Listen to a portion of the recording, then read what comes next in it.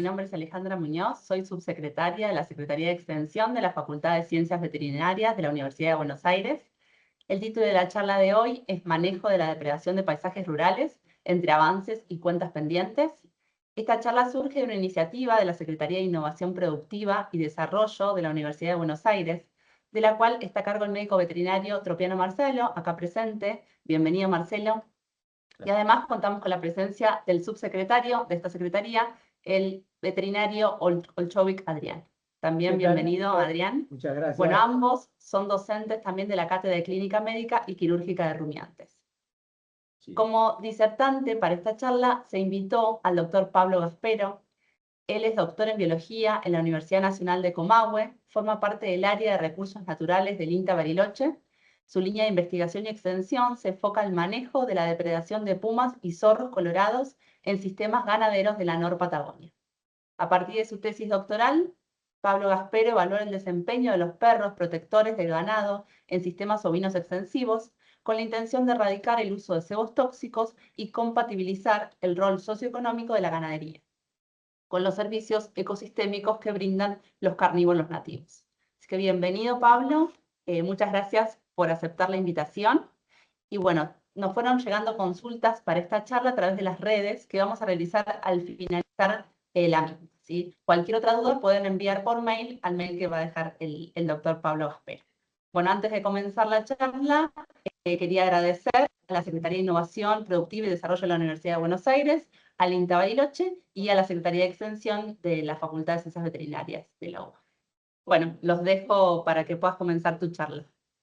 Bueno, muchísimas gracias a todos y sobre todo a quienes nos hicieron la invitación a participar de esta instancia.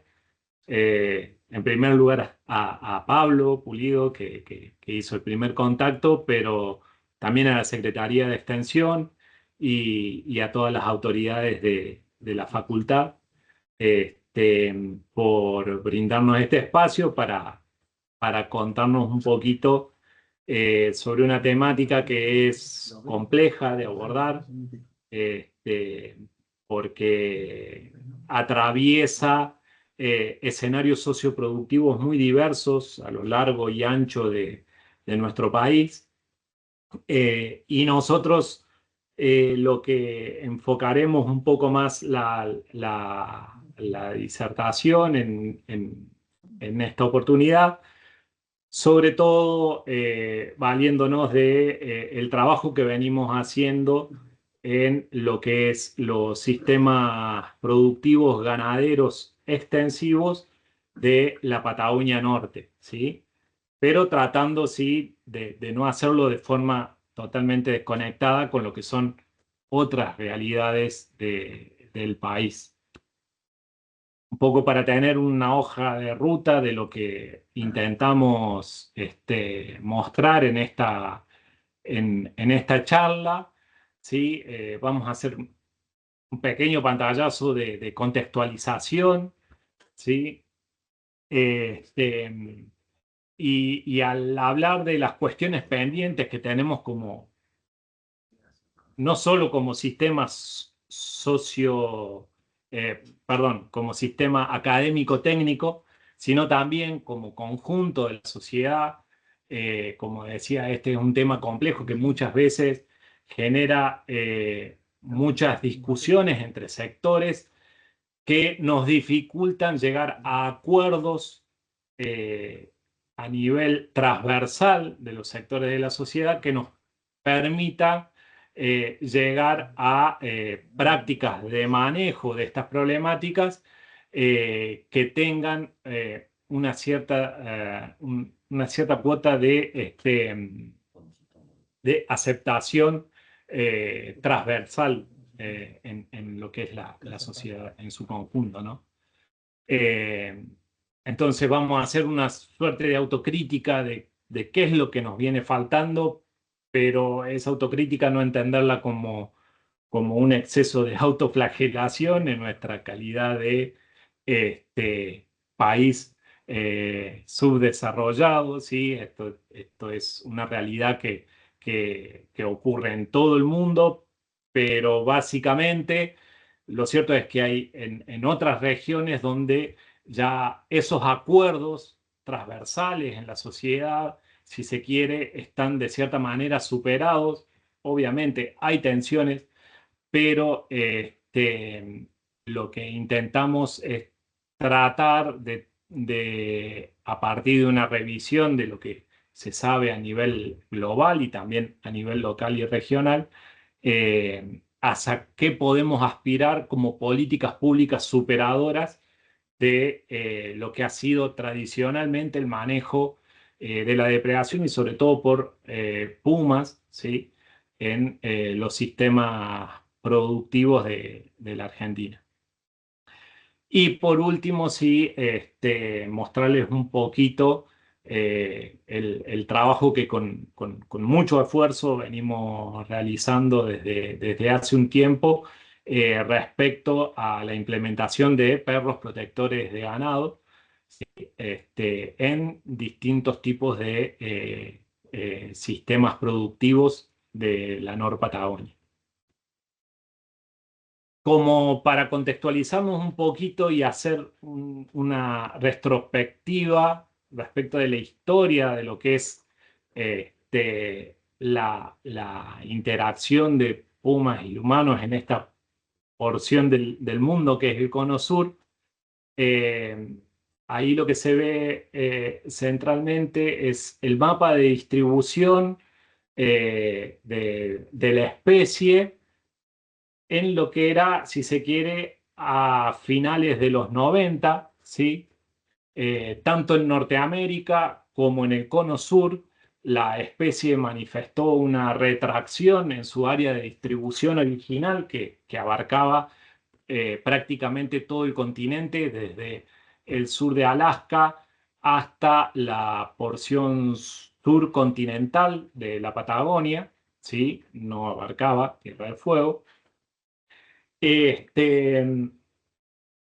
Y lo que se vio durante las últimas décadas es que se retrajo esa distribución, sobre todo en lo que se conoce como los paisajes dominados por humanos, ¿sí? Si se quiere, en lo que es el centro de la región núcleo, ¿sí? La pampa húmeda, nuestra pampa húmeda, lo que representó también en su momento la frontera de avance agropecuario hacia el norte,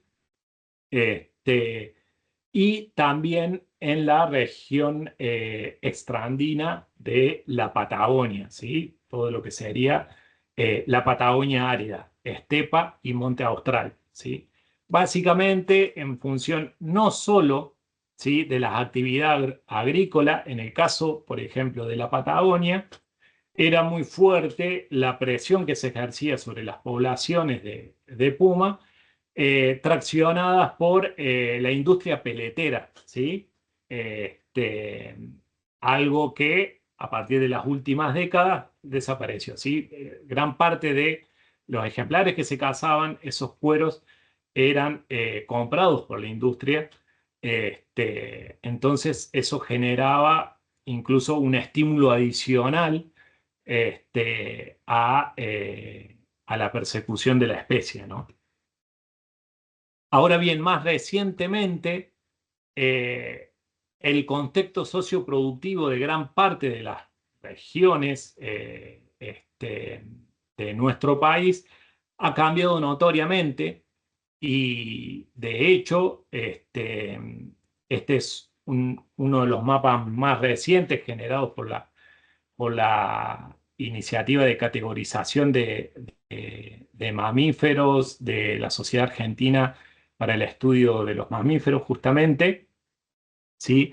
Que hace una actualización periódica de los datos disponibles respecto de la distribución de la especie, donde se ve que en las últimas décadas está experimentando un proceso de recolonización, ¿sí? de esas regiones en las que se había extinguido localmente, ¿sí? Entonces, eso impone una serie de desafíos a la hora de manejar la interacción justamente y la presencia del puma en áreas rurales, ¿sí? Y sobre todo en los casos como los de Patagonia, donde la producción es de carácter extensiva y donde la especie ganadera dominante son los rumiantes menores, es decir, caprinos y ovinos, ¿sí? Justamente por la vulnerabilidad que presentan ante los ataques por pumas, ¿sí? En el plano normativo, y esto también es importante aclarar, justamente desde fines de los 90, gran parte de las provincias patagónicas han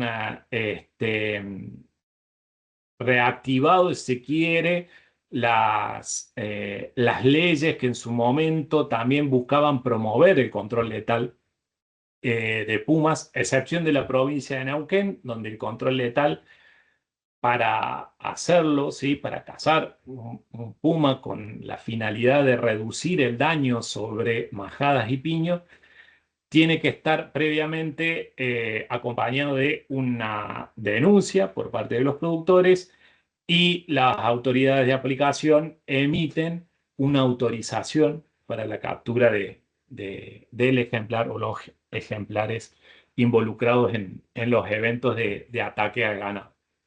En el resto de las provincias patagónicas, el control letal, si se quiere, está liberado, entre comillas, ¿sí? Pero en el resto del país, ¿sí? Del río Colorado hacia arriba, en realidad en la mayoría de las jurisdicciones está prohibido hacer uso del control letal. Entonces, es importante cuando ustedes escuchen que en el contexto patagónico nosotros hablamos de las estrategias de manejo donde se incorpora y se tiene en cuenta el control letal, es porque es algo que está permitido por ley. Después veremos los resultados que genera o no, digamos, el llevar adelante esas estrategias.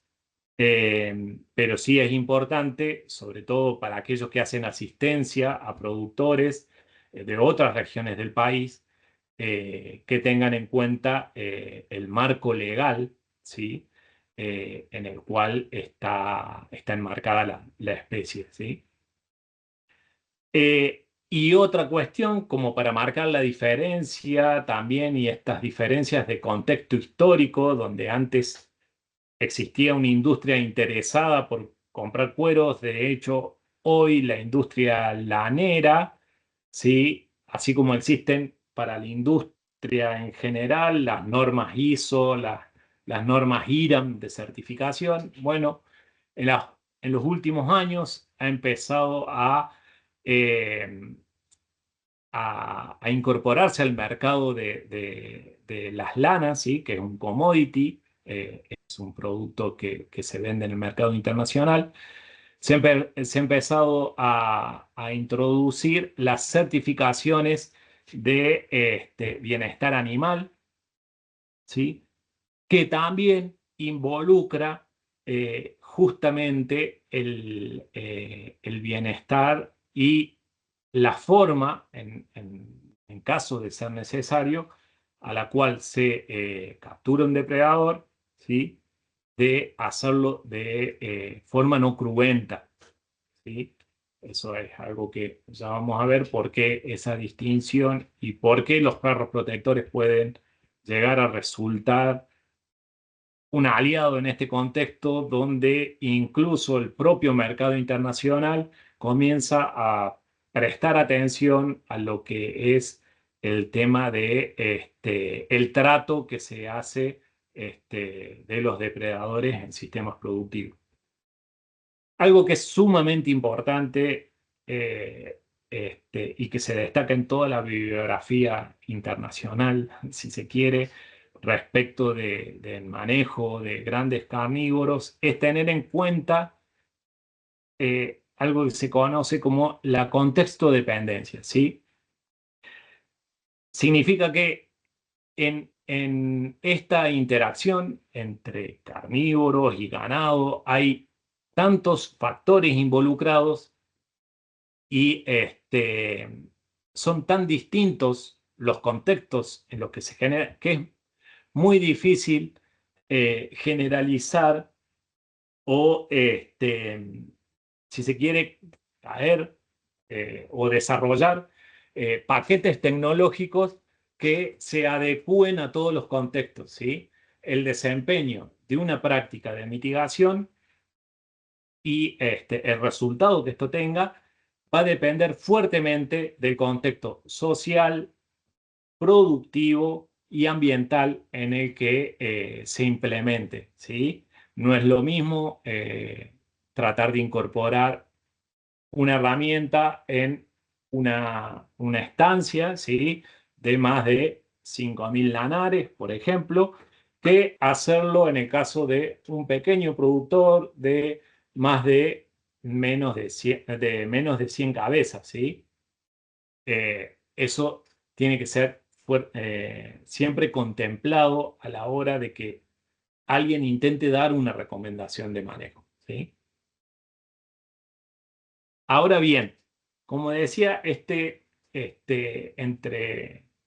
las deudas, si se quiere, que tenemos, entre las cuentas pendientes que tenemos, es trazarnos un horizonte hacia dónde queremos llegar como sociedad, en torno al manejo de depredadores y depredadores tope, ¿sí? Fuera de lo que son áreas protegidas, es decir, en paisajes rurales o paisajes dominados por las personas, ¿sí? Y un concepto que viene insertándose fuertemente y también incorporándose, si se quiere, en la jerga respecto a esta temática, es el término de la coexistencia, ¿sí? Que a la hora de emplear un término es importantísimo también definirlo para que todos entendamos hacia dónde pretendemos apuntar con esto de hablar de coexistencia, ¿sí? Y estos autores que se mencionan ahí, Carter y Leinel, en 2016, postulan a la coexistencia entre depredadores tope y humanos como un estado dinámico pero sustentable, donde los humanos y carnívoros se coadaptan a vivir en paisajes compartidos y donde las interacciones son gobernadas por instituciones que aseguran la persistencia de las poblaciones de carnívoros a largo plazo con legitimidad de la sociedad y bajo niveles de riesgo de depredación tolerables, ¿sí?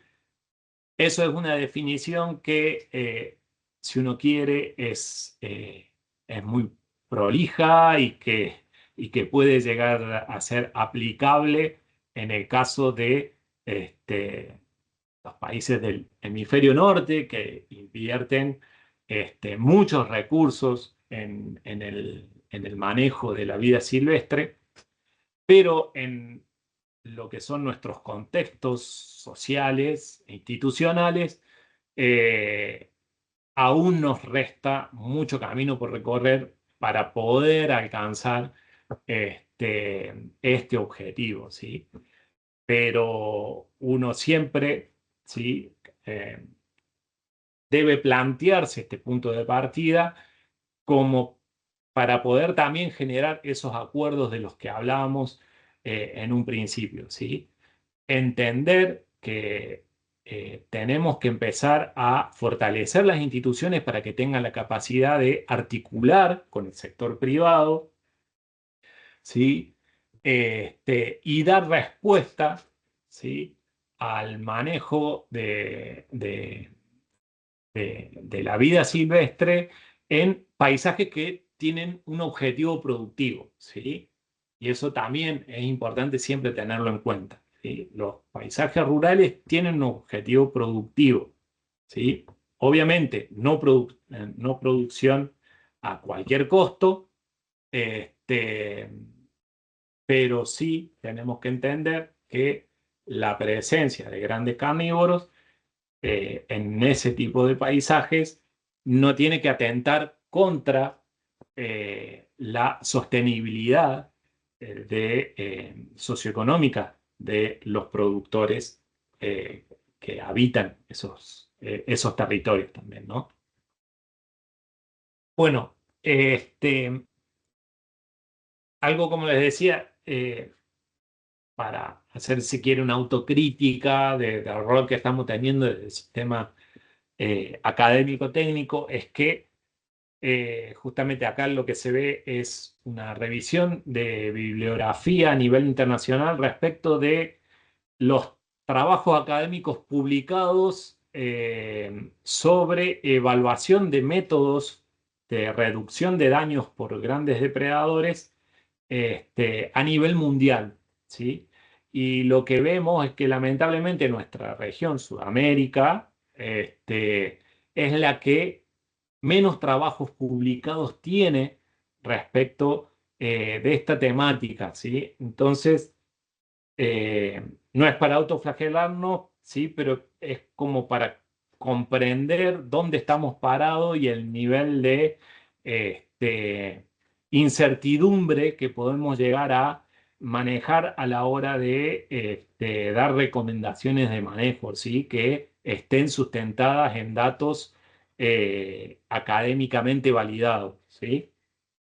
De nuevo, hay muchísimo trabajo desde nuestro sector para hacer al respecto.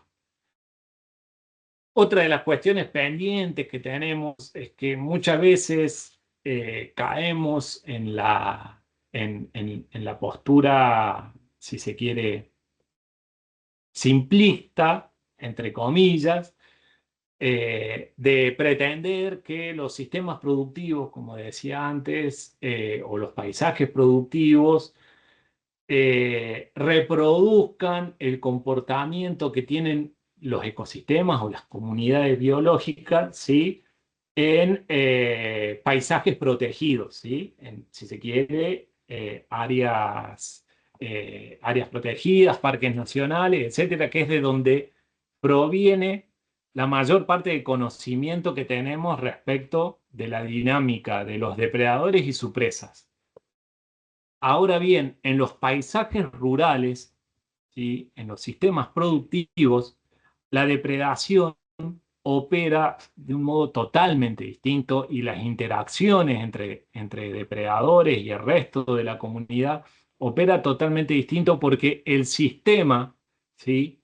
Es también distinto, ¿sí? Y ahí entran una múltiple cantidad de procesos ecológicos que deben ser contemplados a la hora de pensar en cómo manejar a los depredadores topes, ¿sí? Y los servicios ecosistémicos que pueden llegar a brindar, pero también los impactos negativos que pueden llegar a tener sobre, por ejemplo, la economía de los productores, como así también otros impactos que puede llegar a tener la producción, por ejemplo, cuando los productores recurren al uso de cebos tóxicos y se termina generando eventos de envenenamiento de especies como el cóndor, que se encuentra justamente por estas situaciones amenazadas de extinción, ¿sí?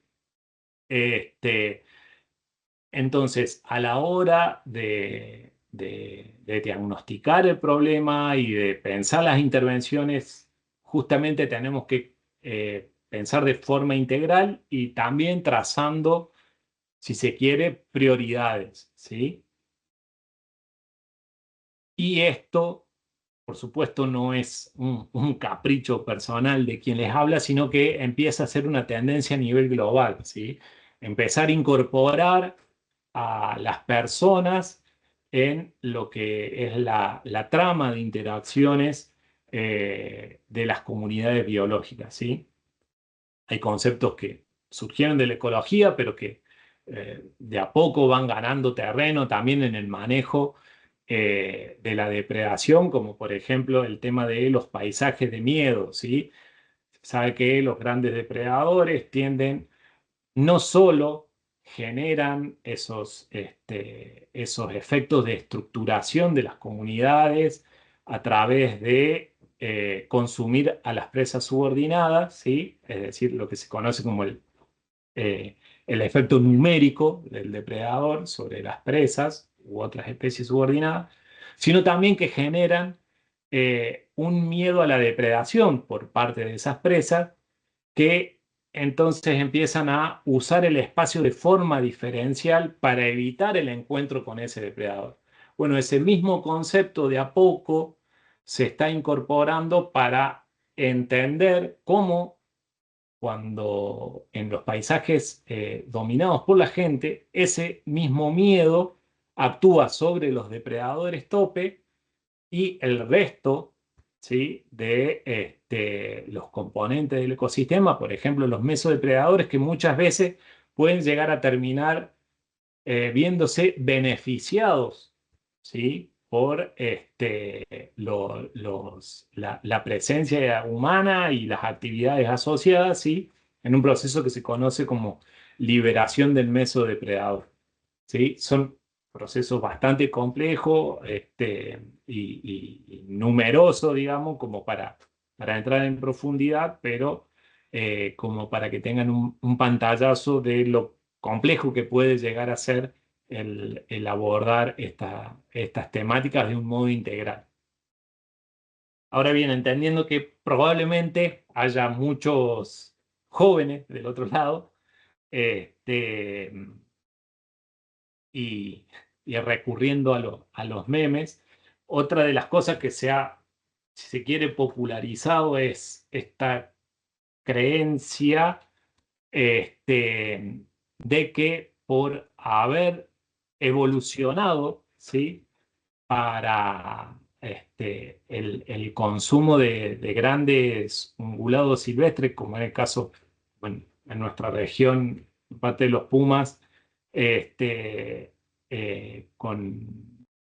depredando sobre todo sobre guanacos, ¿sí? Este, se ha establecido una suerte de creencia de que naturalmente, ante la disponibilidad de su presa silvestre, con la cual ha coevolucionado el depredador tope, en este caso, existiría una preferencia innata de los ejemplares este, por consumir su presa silvestre antes que al ganado doméstico, ¿sí? Pero lo cierto es que a pesar de que no hay mucha evidencia respecto de esta suerte de supuesto, la escasa evidencia que hay proviene, por ejemplo, de un estudio que se realizó hace un tiempo en la Patagonia chilena, donde justamente se daba ese escenario donde había disponibilidad, aquellos ejemplares de puma que tenían dentro de sus territorios ovejas disponibles, ¿sí? Además también de una buena disponibilidad de guanaco, tendieron a consumir en una frecuencia mayor a la esperada ovinos, ¿sí? Uno cuando analiza internamente el artículo ve que esas diferencias no son estadísticamente significativas, ¿sí? Pero son un antecedente y es algo a tener en cuenta, ¿sí? A la hora de pensar que probablemente los productores no estén viendo la significancia estadística o no cuando un puma prefiere matar una oveja antes que cualquier otra presa, ¿sí? Este, entonces, de cierto modo, es entender, ¿sí? que los ovinos y caprinos también son presas sumamente, potencialmente vulnerables para un depredador tope como el puma, ¿sí? Que han perdido sus estrategias antidepredatorias en el proceso de domesticación. Entonces, tener en cuenta ese aspecto, porque probablemente por más disponibilidad de presas nativas con las que cuente el depredador, si no incorporamos un elemento que evite el encuentro entre el depredador y, y los ovinos, va a ser muy difícil, ¿sí? En este caso entre el puma y los ovinos, va a ser muy difícil que logremos evitar de por sí, mejorando la disponibilidad de presa silvestre, solamente con ese recurso poder reducir la depredación sobre ovinos, ¿sí? Obviamente, si no le dejamos presas alternativas al depredador, tampoco es un escenario deseable, porque justamente va a dificultar que en ese caso el puma tenga otras alternativas para consumir en caso de estar en un paisaje, en una matriz productiva. Dicho esto, y a colación de lo relativamente poco que sabemos en paisajes rurales sobre los pumas, y respecto, para tener en cuenta a la hora de entender esto de la vulnerabilidad que tienen los ovinos y el ganado menor en general frente a este depredador tope, si se quiere podemos contrastar lo que ocurre con lo que ocurre en la naturaleza, ¿sí? Los estudios más recientes, por lo general, indican que un puma, dependiendo su condición reproductiva, ¿sí? Si es una hembra con cachorros todavía dependientes, etcétera, o si es un macho solitario, pero en términos generales, promedio, tienden a cazar una presa grande, ¿sí? Llámese guanaco, llámese ciervo en Norteamérica, lo que sea como presa de gran porte, tienden a cazar una presa cada 12 días, ¿sí? Y esto puede llegar a resultar bastante familiar para los productores, ¿sí?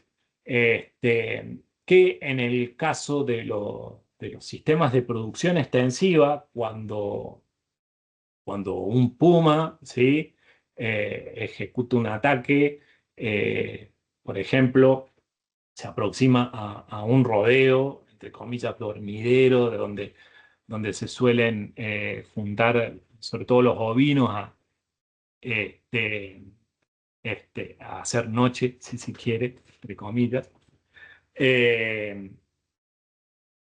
Justamente esta pérdida del comportamiento antidepredatorio hace que se genere un proceso que no se observa con frecuencia en la naturaleza, que el depredador mate más presas de las que puede consumir, ¿sí? Entonces, eso hay que tenerlo contemplado a la hora de entender la magnitud de los daños que puede llegar a provocar la depredación. Y una situación mucho peor es cuando justamente el ataque se produce en condiciones de confinamiento de los animales, ¿sí? Porque ya directamente ahí ni siquiera el ganado tiene la posibilidad de escapar de los ataques, ¿sí? Entonces se dan esos eventos que muchas veces chocan mucho, sobre todo a los productores, ¿sí? Y que suelen aparecer mucho en los medios. Ahora bien, algo que también es importante, más allá de lo que venimos diciendo, es que el tener en cuenta la magnitud que puede llegar a tener la depredación como problema productivo, no nos hace dejar de contemplar de que existen otros problemas en los sistemas de producción, ¿sí? Lo que ven ahí son datos en distintos momentos de- de la historia, si se quiere, reciente de la Patagonia. Eh, la serie de 1979, 1985, ¿sí? Justamente en un contexto donde el depredador más problemático para los productores en ese entonces era el zorro colorado, ¿sí? Eh, entonces, con una fuerte incidencia sobre, sobre todo en los momentos de parición, ¿sí? Sobre los corderos. Eh, y lo que es importante tener en cuenta es que justamente en los momentos de parición es donde también se dan otros problemas productivos, como son los problemas nutricionales y los problemas climáticos, que también generan fuertes mortandades y han producido picos de descapitalización y de pérdidas de stock abruptas en la historia de- en la historia productiva, en la historia ganadera de Patagonia, ¿sí? Eh, entonces, por más de que uno entiende, ¿sí? La dimensión que puede tener la depredación como problema, tampoco se puede dejar de prestarle atención a otros problemas que incluso a futuro se muestran como aún más desafiantes teniendo en cuenta el contexto de cambio climático, ¿sí? Justamente los problemas nutricionales en los sistemas ganaderos de Patagonia son derivados de procesos de sequía, sobrepastoreos de los pastizales naturales, ¿sí? Este, que con el cambio climático muy probablemente vayan a acentuarse, ¿sí? Entonces, también hay que tomar medidas de adaptación al contexto climático que tenemos enfrente y también a este contexto de repoblamiento, recolonización y de vuelta del puma este, a muchas regiones de la Patagonia, ¿sí? Donde la práctica que se empleaba antiguamente, donde había mucho más población rural habitando el campo, probablemente no dé los resultados que daba en aquel entonces, ¿sí? En aquella época de oro, si se quiere, que con mucha nostalgia, a veces se mira, eh, tanto por parte de las instituciones productivas como de los propios productores, ¿sí? Entender que nos enfrentamos a un contexto muy distinto, entonces necesariamente tenemos que incorporar otras herramientas para que la ganadería siga siendo parte del paisaje patagónico, ¿sí? Y referido a eso, justamente, últimamente, revisiones a nivel internacional han marcado justamente en función de la relativamente escasa evidencia más sólida que se tiene, que en su mayoría proviene de monitoreos en el hemisferio norte, tanto en Norteamérica como en Europa. Lo que se viene promoviendo es tener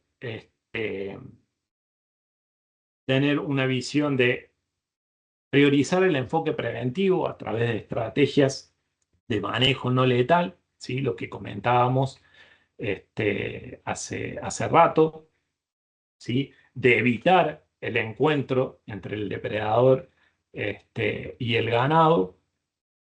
Y en caso de que esos encuentros se produzcan y que se produzcan de una forma regular y crónica, recurrir ahí sí a la remoción selectiva de esos ejemplares, ¿sí? Al control letal selectivo, ¿sí? No voy a profundizar mucho en lo que plantea uno de estos artículos, ¿sí? Pero básicamente entender que los procesos poblacionales de los grandes depredadores muchas veces excede la escala netamente predial en la cual los productores toman sus decisiones, ¿sí? Entonces, cuando la estrategia que se adopta es el control letal compulsivo, ¿sí? Lo que puede llegar a generar es un resultado incluso contraproducente en términos globales para el sector ganadero, justamente porque lo que termina generando son patrones metapoblacionales, ¿sí? Eh, donde, por ejemplo, en la actualidad hay provincias que tienen más del 30% de su superficie abandonada, ¿sí? Campos literalmente abandonados, ¿sí? Que sirven, si se quiere, de, entre comillas, refugio y donde las poblaciones de carnívoros en esos parches este, tienen una tendencia de crecimiento poblacional positiva, ¿sí? En los establecimientos todavía en producción que solamente recurren al control letal, lo que uno termina generando es, si se quiere, un imán para que los ejemplares que no encuentran territorio en esos, entre comillas, refugios, ¿sí? Se dispersen y ocupen, ¿sí? Rápidamente los territorios que libera el control letal compulsivo, ¿sí? Eh, entonces, lo que se termina generando es, en términos técnicos, lo que se conoce como el reclutamiento compensatorio, ¿sí? Y eso lleva a que justamente de manera permanente el control letal pueda llegar a tener efectos contraproducentes e incrementar incluso el daño que sufren los productores, ¿sí? En contraposición con otras experiencias donde al incorporar estrategias no letales, por lo menos no se ha visto efectos de incremento del daño, ¿sí? En función de esas estrategias no letales. Justamente como les decía, puede ocurrir que muchas veces estos procesos pasen desapercibidos porque están a una escala mucho mayor de lo que es la toma de decisiones a nivel particular de los productores. De hecho, para que se tenga en cuenta, hay registros de ejemplares dispersantes, ¿sí? Que se han trasladado por más de 700 kilómetros en búsqueda de un nuevo territorio, ¿sí? Incluso hay registros con GPS, ¿no? Ejemplares monitoreados con GPS, ejemplares, algunos que han superado los 1000 kilómetros, ¿sí?, de dispersión. Obviamente no en línea recta, pero que se trasladan y la búsqueda de nuevos territorios puede ser, puede llevarlos a distancias realmente largas a los ejemplares. Entonces, valerse solamente del control letal en este contexto, a uno le dificulta mucho pensar que pueda llegar a generar el efecto que muchas veces se espera, que es que la ganadería ovina deje de tener una tendencia decreciente, ¿sí?, que es lo que está ocurriendo de manera sostenida desde hace más de 50 años en la Patagonia. Ahora bien, en términos de prácticas no letales, hay una enorme cantidad de opciones en la bibliografía y para distintos tipos de depredadores. Pero en nuestro caso, y de cierta manera, cada vez más bibliografía respalda el hecho de que una de las principales estrategias y más versátiles, ¿sí?, que puede llegar a adaptarse a un conjunto de contextos muy distintos, es el uso de los perros protectores de ganado, ¿sí?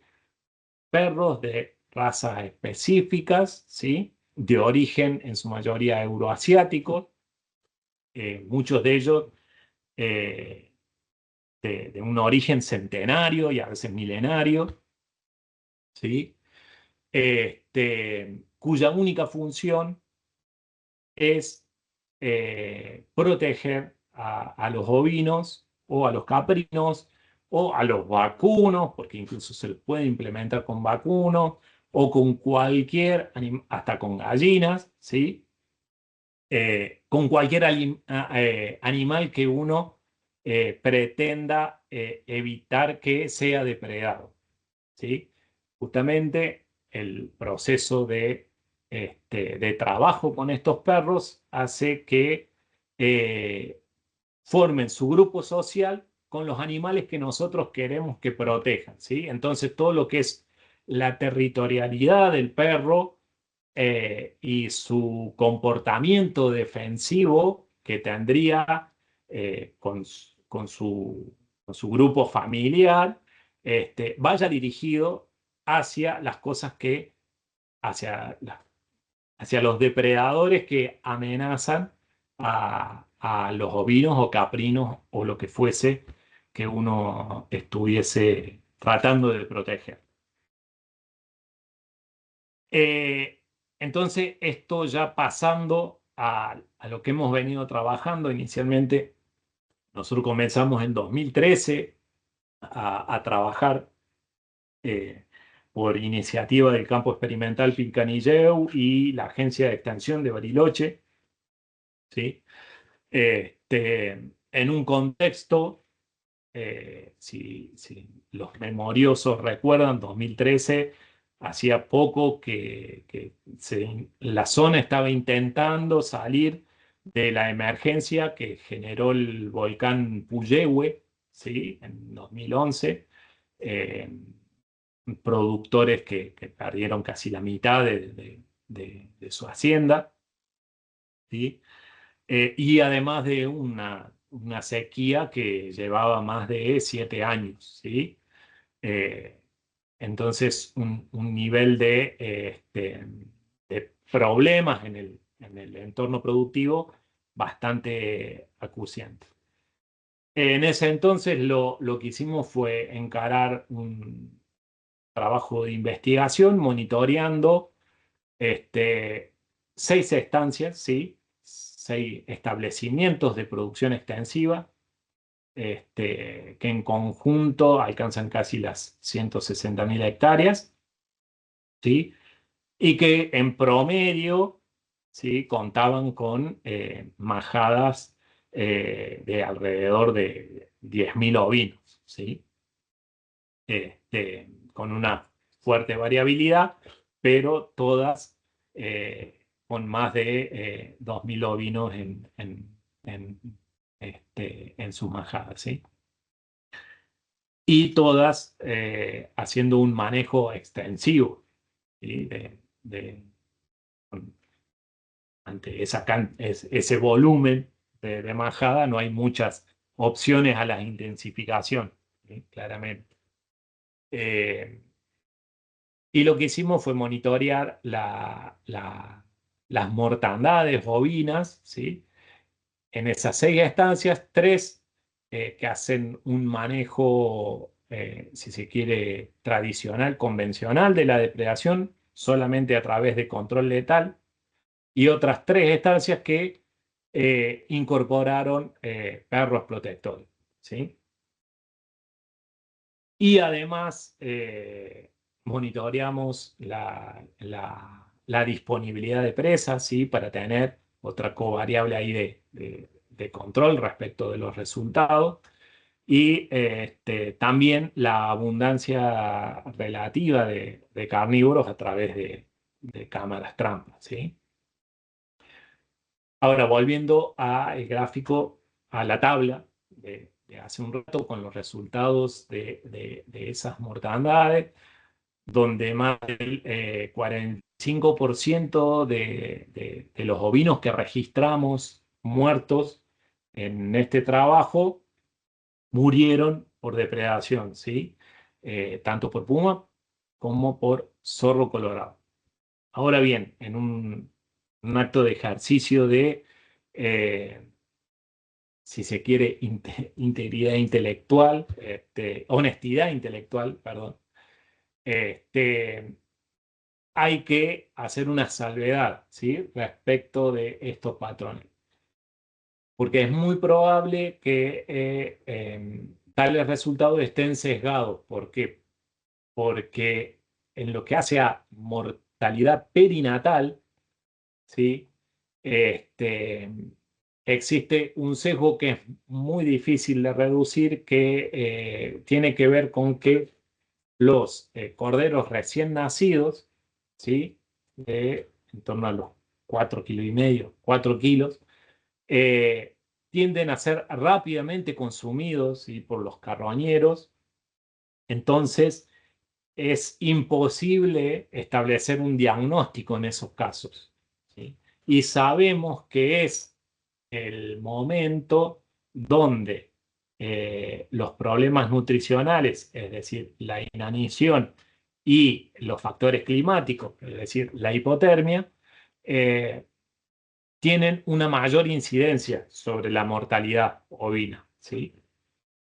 Entonces hay que ser sumamente cauteloso a la hora de interpretar estos resultados, ¿sí? Porque así como también ocurre cuando un productor solo se guía por los índices de señalada para, a veces lo asocia linealmente a la incidencia de la depredación. Bueno, justamente la señalada tiene un fuerte componente que está vinculado a las pérdidas por problemas nutricionales de las ovejas ovejas y caprinos en el periparto, ¿sí? Y por los factores climáticos, ¿sí? Al momento del parto.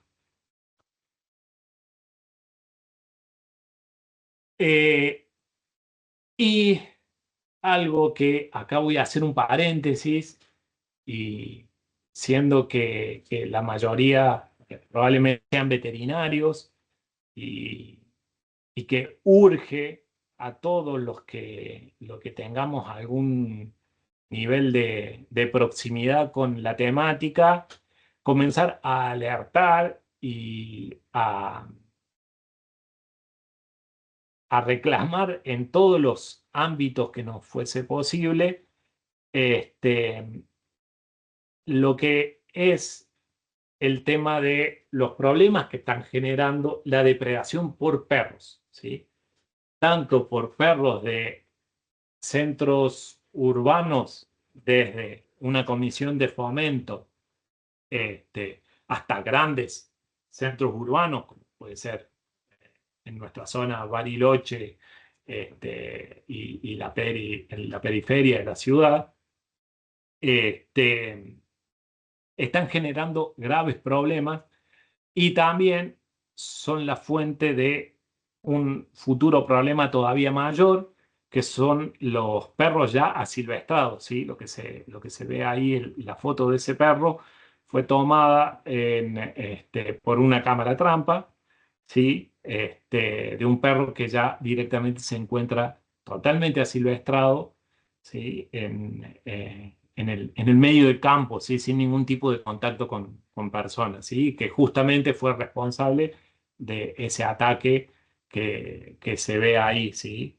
Entonces uno, lamentablemente, en los establecimientos linderos a los centros urbanos, se está naturalizando escenas como esta, ¿sí?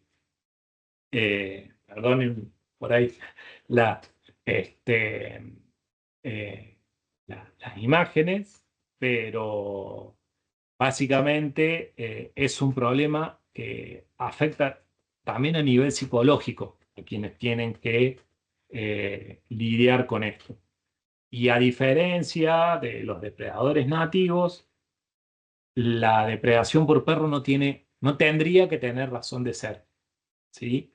No existe una razón lógica por la cual un productor tenga que lidiar con este problema, y mucho menos de cargar con los costos, ¿sí? De tener este problema que, para aquellos que lo sufren, supera con creces a los problemas que genera la depredación por carnívoros nativos, ¿sí? Por pumas y por zorro colorado. Entonces es urgente que empecemos a exigir a las autoridades competentes que se haga un fuerte llamado a la tenencia responsable, entendiendo que los países que realmente tienen esquemas de tenencia responsable de cánidos, también hacen un control de la población de fauna urbana a través también de la eutanasia, ¿sí? Entonces, se debe alertar respecto de esta situación, porque tenemos tristemente el diario del lunes, que es la provincia de Tierra del Fuego, donde este problema está avanzando, ¿sí? Comenzó de forma muy similar a la que contaba en torno a los centros urbanos, pero que fue avanzando hasta tomar prácticamente toda la provincia, ¿sí? Y desencadenó la pérdida de 2/3 del stock ovino de Tierra del Fuego. Entonces, es fundamental que empecemos a exigir la tenencia responsable de perros y empezar a poner esta problemática en la agenda pública. Ahora bien, ¿qué pasó en ese contexto? Como decía, de producciones extensivas respecto de las pérdidas con y sin protector, ¿sí? Lo que encontramos en términos relativos, lo que se ve en el gráfico, son la cantidad de ovinos depredados por cada una de las especies estudiadas, ¿sí? En función de los días del esfuerzo de muestreo realizado en cada establecimiento. Y en términos generales, en términos promedios, lo que vemos es que hay una tendencia a la reducción de un 60% de la depredación en términos relativos. Lo que, si quiere, retomando esto de las certificaciones, es sumamente destacable por el hecho de que justamente las certificaciones de bienestar animal, una de las cosas que de plano tienen prohibida es el uso de cebos tóxicos, ¿sí? Y como se ve, incluso en los demás establecimientos que no hacían uso de perros protectores, incluso hacían uso de cebos, el desempeño, las pérdidas por depredación, en términos promedio, incluso fueron superiores. Eh, entonces creo que acá hay algo con lo cual trabajar fuertemente, en donde puede compatibilizar, ¿sí?, los objetivos tanto productivos como, si se quiere, de bienestar animal a la hora de trabajar con la depredación. Pasando a otro contexto muy distinto, ¿sí?, que es el de la pequeña producción ganadera familiar transhumante del norte neuquino, del centro y norte neuquino, ¿sí? Este, que a diferencia de lo que le comentaba de las grandes estancias, esto tiene la particularidad de ser familias, son economías de subsistencia en su mayoría, con familias con menos de 200 cabezas, ¿sí?, en su mayoría caprinos, ¿sí?, que hacen este movimiento de transhumancia, ¿sí?, trasladar los piños desde las zonas de invernada, en las que pasan la mayor parte del año, a las zonas de veranada en la cordillera para aprovechar justamente el pasto que ofrece, el pasto fresco que ofrece los mallines de cordillera con el deshielo, ¿no?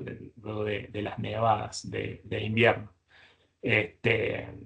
Y ya hacia el final de la temporada estival, las familias retornan a los campos de invernada para esquivar justamente, para evitar la hostilidad del invierno en la cordillera. Entonces, en este contexto también la sequía es muy fuerte y la depredación también, y además tener en cuenta que es un contexto muy distinto respecto de que son eh, familias de muy bajo poder adquisitivo, ¿sí?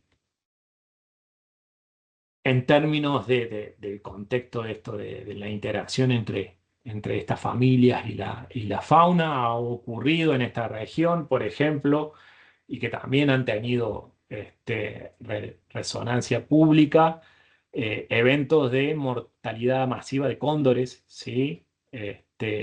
Justamente por el uso de cebos tóxicos para matar pumas, ¿sí? Lo cual es un problema importante porque un grupo de investigación de aquí de Bariloche ha demostrado que justamente los cóndores de la Patagonia, que es una de las colonias más numerosas de las que se tenga registro de la especie a nivel continental, intensifica el uso de las áreas de cordillera, ¿sí?, cuando llegan los arreos a las veranadas, ¿sí? Entonces, justamente cuando hablábamos de ese término de coexistencia y de intervención que tenemos que hacer, también tenemos que contemplar que la ganadería no termine perjudicando, ¿sí?, a especies emblemáticas y de un rol ecosistémico tan relevante como son las carroñeras.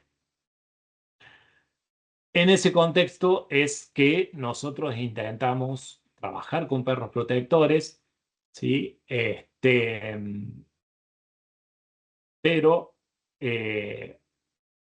si se quiere, el modelo que se había afianzado a partir del trabajo de protocolización de cría que hicimos en INTA, limitaba mucho el acceso, ¿sí?, de esta práctica a estos pequeños productores familiares, justamente porque el protocolo que nosotros elaboramos inicialmente planteaba tema de la cría e impronta, ¿sí? Esta, entre comillas, entrenamiento de los cachorros hasta los 5 a 6 meses de vida en la situación de criadero, ¿sí? Y eso lleva a que se encarezca mucho el proceso de cría. Entonces, lo que se encaró junto a una cooperativa de pequeños productores que nuclea más de 400 familias, ¿sí? Del centro neuquino, y junto con otras organizaciones, como la WSS, y también fuertemente la interacción y la articulación con el Ministerio de Producción e Industria de la provincia de Neuquén, ¿sí? La Secretaría de Ganadería, ¿sí? Lo que encaramos fue poner a prueba un modelo de cría e implementación de perros protectores bajo gestión cooperativa, ¿sí? Entonces, obviamente el proceso fue mucho más largo, pero para ir directamente a los resultados, nosotros hicimos entrevistas a las familias beneficiadas, ¿sí? Y antes de la incorporación del perro protector, eh, en promedio, las familias declararon que están perdiendo en torno a casi $7.000 al año, ¿sí? Para este estrato socioproductivo, esos niveles de pérdida se hacen insostenibles, ¿sí? Y luego de la incorporación de los perros protectores, esas pérdidas en términos numéricos se redujeron casi en un 80%, ¿sí? Y en términos monetarios también se redujeron de manera significativa, ¿sí? Incluso contemplando el costo de la compra del cachorro al destete, que fue como, que fue la particularidad que tuvo este proceso, ¿sí? Que se entregó los cachorros de manera muy temprana, con el compromiso que luego los propios productores castren a esos cachorros. Entonces se logró reducir en más de un 80%, 86% el costo monetario, si se quiere, tener que lidiar con la depredación, ¿sí? Incluso contrastándolo con otros antecedentes en la misma región y también eh, iniciativas que tuvo la WSS de tratar de, en una estrategia similar, incorporar perros mestizos, ¿sí? No de raza, como en el caso de esta iniciativa que les contamos. Eh, Justamente el desempeño de los perros de raza eh, tuvo un nivel de efectividad mayor porque el 100% de los cachorros que se entregaron terminó trabajando y desempeñándose satisfactoriamente, ¿sí? Mientras que en el caso de los perros mestizos, apenas muchos de los cachorros lograron trabajar de manera exitosa y el principal problema que tuvieron fue que esos cachorros no lograron generar ese vínculo entre ellos y las chivas que tenían que proteger, que es un aspecto que es crítico para que un perro protector pueda cumplir su cometido, ¿sí? Entonces, si se quiere,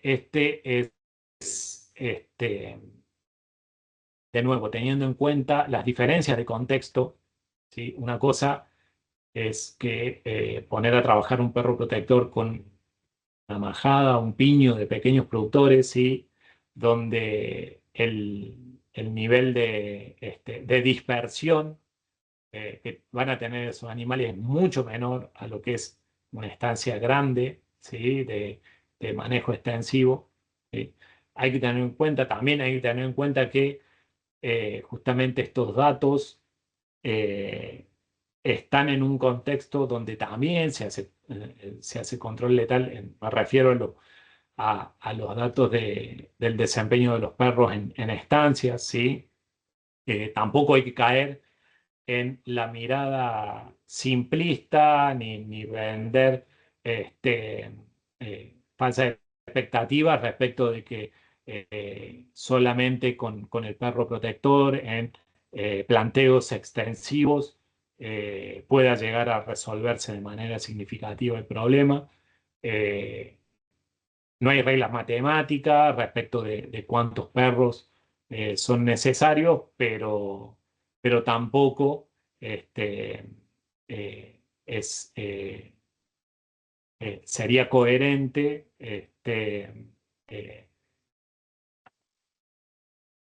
generar esa expectativa de que el perro protector por sí solo resuelve el problema de la depredación en sistemas extensivos, ¿sí? Ahora bien, para aquellos que quieran explorar más material respecto de los perros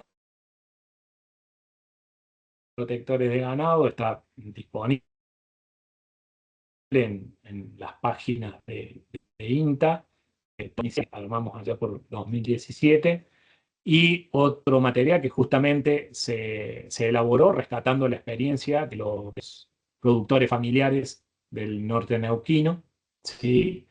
En esta intención de tratar de generar un horizonte donde podamos dar respuesta a los productores. Definitivamente la presencia de las organizaciones de productores tiene que ser contemplada y tienen que ser protagonistas esenciales de estos procesos. Tenemos un largo camino, ¿sí?, todavía por recorrer y por articular entre las organizaciones de productores y organizaciones del Estado, ¿sí?, para poder lograr, si se quiere, tener acuerdos que nos lleven a poder pensar que la presencia de los carnívoros no representará una amenaza al sustento de los productores ganaderos, ¿sí?, como así tampoco la ganadería va a generar, si se quiere, impactos negativos indirectos, ¿sí?, como lo es el uso de cebos tóxicos. A esta altura debería ser una de las prioridades que nos marquemos a la hora de erradicar, ¿no?, por el nivel de urgencia que tiene respecto del estado de amenaza que están sobre todo, que presentan sobre todo los cóndores a nivel regional. Entonces, bueno, eso era un poco todo. Espero no haberlos mareado, y creo que me excedí bastante en el tiempo. Como siempre, el agradecimiento, más allá de que uno hizo mucho hincapié en la autocrítica y en lo que nos falta. Tenemos instituciones que justamente son orgullo para nosotros y que tenemos que cuidarla, como es la universidad pública. De hecho, creo que es responsabilidad de quienes hemos sido formados por la universidad pública, justamente trabajar en pos del bienestar general, ¿sí? Y como dice esa pequeña estrofa de ahí del Martín Fierro, no es para mal de nadie, sino para bien de todos. Entender y aspirar a una ganadería, ¿sí?, sostenible y sustentable, ¿sí?, que pueda proyectarse también frente a las demandas del mercado internacional, que también están exigiendo que se contemple el tema del bienestar animal y la vida silvestre en los planteos productivos, ¿sí? Eso es un poco todo. Y Bueno, bueno, tienen a disposición el correo electrónico para cualquier consulta que queden para entonces. Muchas gracias, Pablo. Súper interesante. Bueno, gracias por dejar también tu mail para cualquier consulta. Vamos, si bien estamos extendidos en el tiempo, vamos a hacer algunas preguntas de las que llegaron por las redes. Marcelo, si querés. Sí, ¿me escuchás, Pablo? Sí, sí, sí. Bueno, acá hay una persona que pregunta algo sobre los perros, qué raza de perros recomienda para este tipo de trabajo y si además sirven para problemas con zorros. Bien. Sí, las razas a nivel mundial hay más de 40 razas, ¿sí? Como decía en la presentación, en su mayoría de origen europeo y asiático, Uno ¿sí? es el cangal, ¿no? Uno de ellos es el Kangal, ¿sí? Y el pastor de Anatolia, eh, que vienen más o menos de una región ahí sirio-turca, pero hay más de 40 razas, Claro. ¿sí? Las más comunes en nuestro país y también en Chile, que se están, de hecho nosotros fuimos apadrinados por José Antonio Kusanovich, un productor chileno, ¿sí? Que hizo sus primeras experiencias también en el uso de perros protectores a título privado. Eh, las más comunes son el maremano abrucese o pastor de Marema, ¿sí? Que es de origen italiano, eh, y los que son el montaña de Pirineo o Gran Pirineo, ¿sí? Justamente de esa región de los Pirineos, de España, Francia, y el mastín de Pirineos, ¿sí? Eh, Ahora, más recientemente, se está empezando a incorporar también el Kangal, pero bueno, eso tiene el manejo de esos perros, es un Es perro grande y mucho es más agresivo. robusto, más Agresivo. pesado, que tarda mucho más en madurar y también es mucho más agresivo Es agresivo. y puede llegar a generar incidentes con personas, es mucho Eh, más complejo sí, sí. en el tema del manejo. De hecho, nuestro compañero de INTA Esquel, Martín Villa, ellos han incorporado Kangal y justamente no- nos confirma cosas que nosotros habíamos leído de publicaciones, informes técnicos Ah, de- del USDA, digamos, del INTA norteamericano. Este, y la otra parte pero de la bueno, pregunta dice si sirven para problemática con los zorros, los perros también. sí, también totalmente. La complejidad del zorro ahí es que se adapta más fácilmente, ¿sí? A la presencia del perro. Ajá. De hecho, algo por cuestión de tiempo eh, para no poner demasiado contenido, justamente este, a veces se piensa que el usar estos perros puede llegar a generar que un zorro, por ejemplo, se vaya a campo del vecino. En realidad, con las cámaras trampa, nosotros lo que encontramos es que justamente termina habiendo más abundancia de zorros en los establecimientos con perro por el hecho de que, si se quiere, una menor implementación de control letal. Entonces, justamente cuando se incorpora el perro se empieza a hacer un esquema más similar a este que contábamos que se recomienda a nivel global, que es intervenir en los casos de ejemplares particularmente problemáticos, ¿sí? Esto de la remoción selectiva, ¿sí? Bueno, bien. Este, Vamos pero sí, sí, con... también, Ah, también perdón. trabajan en contra Vamos de la con dos depredación. preguntas más, Alejandra, ¿te parece? Acá hay una consulta sobre, había una foto que habíamos puesto, que había un burro, una burra en una majada.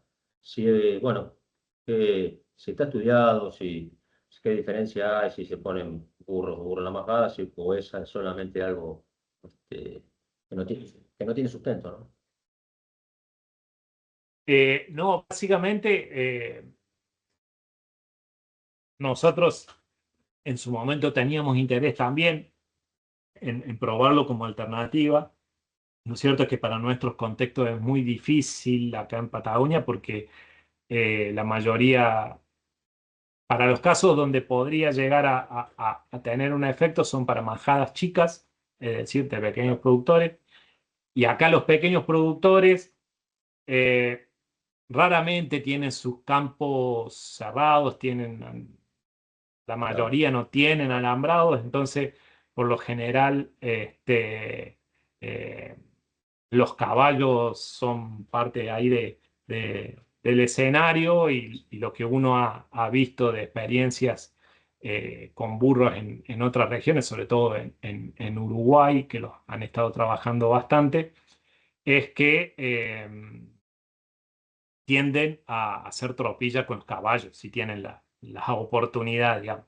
Claro. Entonces, no hemos tenido la posibilidad de ponerlo a prueba, pero entendemos que en función de los antecedentes que hay en Uruguay, por ejemplo, para lo que es la zona núcleo, ¿sí? Podría llegar a ser una alternativa realmente interesante el uso de burros protectores, ¿sí? Sí, sí, totalmente. Y una más, acá hay una persona que dice que la zona donde vive, que es General Rodríguez, acá provincia de Buenos Aires, cada tanto aparece algún puma merodeando los campos. Y dice a dónde debe remitirse, con quién se debe contactar ante la presencia de un animal de este tipo. Sí, en esos casos lo recomendable es recurrir a las áreas, a las direcciones de fauna, ¿sí? De cada provincia. Este, eh, el manejo de la fauna silvestre es potestad provincial, así que lo correcto sería remitirse a fauna provincial. Bueno, muy bien, Alejandra. Bueno, muchas gracias. Bueno, cualquier consulta que haya llegado y no hayamos tenido tiempo de responder, les pido que vuelvan a mandar su consulta al mail de Pablo. Así que gracias, Pablo, nuevamente. Gracias, Marcelo y Adrián. Y bueno, gracias a todos los que están del otro lado. Los Bueno, saludos. muchas gracias. Muchas gracias. Nos volvemos a ver.